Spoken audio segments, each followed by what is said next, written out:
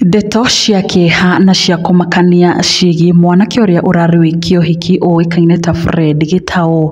ũrĩa marakĩrĩ mekio ũhiki na mwendwa wake Joyce Waithera nĩ irĩkĩtie gũkorwo ikiumbũka, na kĩrĩa kĩracũngĩrĩirie gĩkuũ gĩake na hihi nĩ atĩa gwathire na mbere.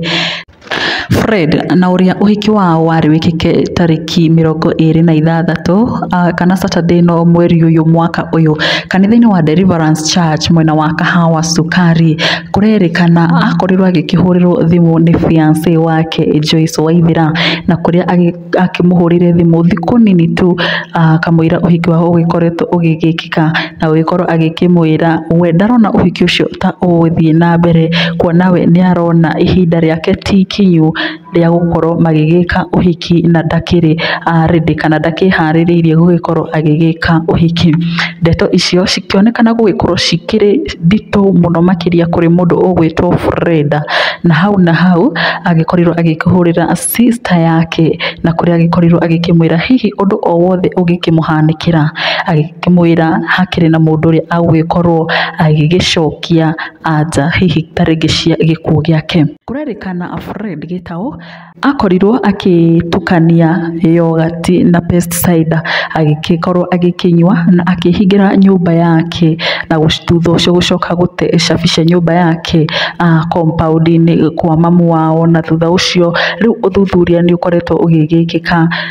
kũrĩa thibitarĩ-inĩ wa Kenyatta Funeral Home, na kũrĩa rĩu nginya maabitha DCI nĩ marĩkĩtie kũrekereria ndũmĩrĩri ya atĩ Fred nĩwe wagĩkorirwo agĩkĩũraga, kuona ndeto ici ciarĩ nditũ mũno makĩria kũrĩ we, kuona ndangĩgĩkorwo agĩgĩbanga ũhiki ihinda rĩu rĩothe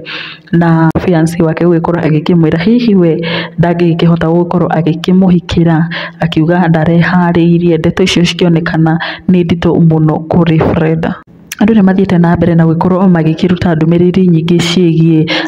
anake kana mbeũ njĩthĩ ũrĩa magĩkoretwo magĩkĩũraga, aingĩ makĩonekana gũgĩkorwo makĩrarakwo nĩ mĩario ya fiancé wa Fred, na kũrĩa maragĩkorwo makiuga hihi nĩ angĩagĩkoretwo agĩkĩmwĩra kabere, tondũ nĩ ũhoro mũritũ mũno gũgĩkorwo ũgĩbanga ũhiki kwa ihinda rĩu rĩothe, no thikũ nini mbere ya mũthenya wa ũhiki ũgagĩkorwo ũkĩmwĩra ndũkĩrĩ ready kana ndwĩharĩrĩirie gũkorwo ũgĩgĩka ũhiki. Nake angĩ makiuga Fred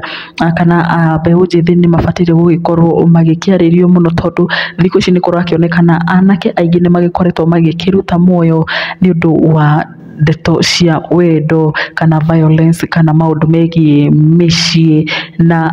oho andũ nĩ magĩkoretwo magĩkĩruta ndũmĩrĩri nyingĩ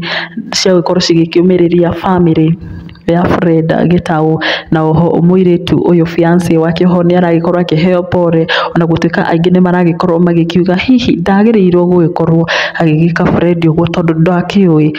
harĩa Fred agũgĩcoka akĩrore. Na nĩ ũndũ wa mohoro maya na mangĩ maingĩ gakũhoya angĩkorwo ndũ subscribe ũkorwo ũgĩ-subscribe, na angĩkorwo wĩ returning subscriber